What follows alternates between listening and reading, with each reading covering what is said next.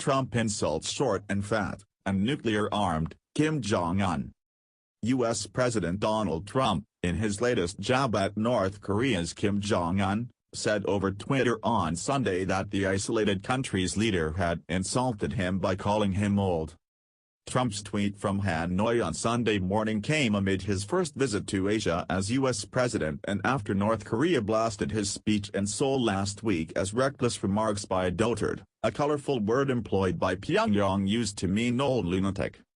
Why would Kim Jong-un insult me by calling me old, when I would never call him short and fat?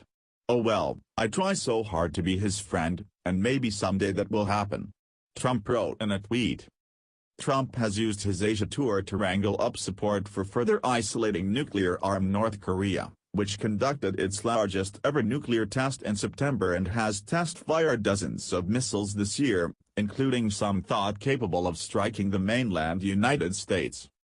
In an earlier tweet, Trump said Chinese President Xi Jinping has stated that he is upping the sanctions against North Korea, adding that Xi had said he wants them to denuclearize. On Saturday, North Korea unleashed a verbal onslaught at Trump, blasting him as a warmonger who begged for a nuclear war, in Pyongyang's first official comments on the American leader's Asia trip.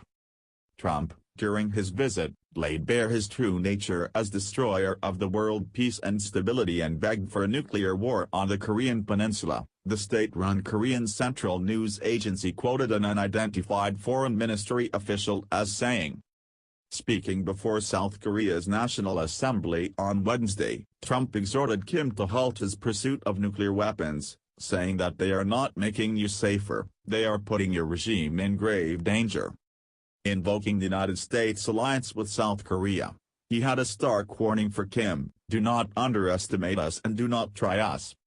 The speech was a marked shift from Trump's earlier pronouncements that saw him threaten to rain fire and fury on the North and to totally destroy the country of 25 million people if it threatened the U.S. or its allies.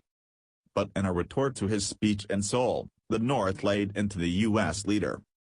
The reckless remarks by a dotard like Trump can never frighten us or put a stop to our advance, it said. Rather, it pushes us to speed up the efforts to accomplish the great cause of completing the state nuclear force. Trump has traded barbs with North Korea over Twitter and in speeches. In September, Kim described Trump as a mentally deranged U.S. dotard whom he would tame with fire.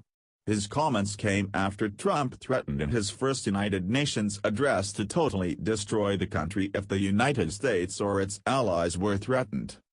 After North Korean Foreign Minister Ri Yong-ho addressed the UN General Assembly in September, Trump again took to Twitter, this time to apparently threaten the lives of Ri and Kim. Just heard Foreign Minister of North Korea speak at UN if he echoes thoughts of Little Rocket Man, they won't be around much longer. Trump's tweets came amid rare joint military exercises involving 3 U.S. aircraft carriers, the first time in a decade that 3 have operated together in the Asia-Pacific area. Japan was also sending a massive helicopter destroyer, one of the largest warships in its fleet, to train Sunday with the 3 carriers in waters near the Korean peninsula. The rare 3 carrier exercises kicked off Saturday in the Sea of Japan and will run through Tuesday. The United States has said that all options, including military action, are on the table, although its preference is for a diplomatic solution.